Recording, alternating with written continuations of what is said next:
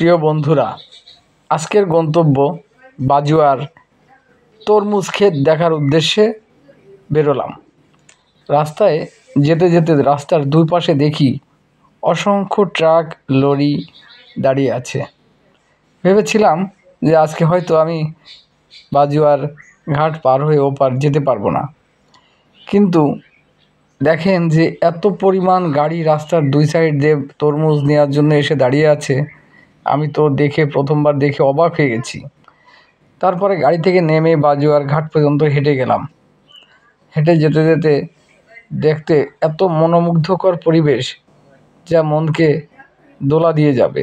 তারপর কিছু ছোট ভাইদের সঙ্গে করে নিয়ে চলে গেলাম তরমুজের ক্ষেতে। সেখানে গিয়ে আমি একেবারেই অবাক হয়ে গেছি যে একটা ক্ষেতে এত পরিমাণ তরমুজ কিভাবে হতে পারে।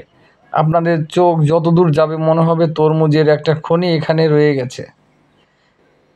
দেখুন আপনারা, এত পরিমাণ তরমুজ হয় এখানে। আমি তো প্রথমবার গিয়ে অবাক হয়ে গেছি যে এত তরমুজ কোথা থেকে আসে। সেই জায়গাটা একটু দেখতে যাওয়ার জন্য ব্যাকুল হয়েছিলাম। আপনাদের দেখাবো আজকে যে ক্ষেত থেকে তরমুজ কিভাবে সংগ্রহ করে আনে গাড়িতে লোড করা হয়।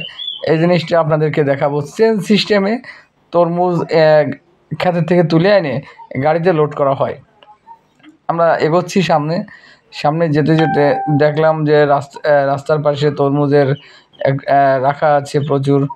তারপরে সামনে আর একটু এগিয়ে দেখি যে সেখানে মানুষ কিভাবে তরমুজ হাতে করে চেন সিস্টেমে তরমুজ গাড়ির কাছাকাছি এনে রাখতেছে। দেখেন সামনে সেই ভিডিওটা আছে, পুরো ভিডিওটা দেখেন, না দেখলে মিস করবেন। আমি তো খুব অবাক হয়ে গিয়েছিলাম যে এরকম একটা জায়গা এই আমাদের দক্ষিণাঞ্চলে আছে, সেটা আমি আগে কখনো ভাবিনি, এই প্রথমবার দেখলাম।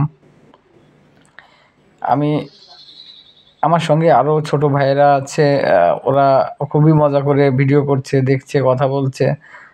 তারপরে ওদেরকে নিয়ে গিয়েছিলাম ওইখানে। দেখুন ওই যে ক্ষেতের থেকে যে তরমুজ তুলে এনে রাস্তার পাশে রাখা হচ্ছে, সেটা কিভাবে রাখছে, একজনের কাছ থেকে আরেকজনের কাছে দিচ্ছে, এভাবেই তরমুজ রাস্তার পাশে নিয়ে আসছে।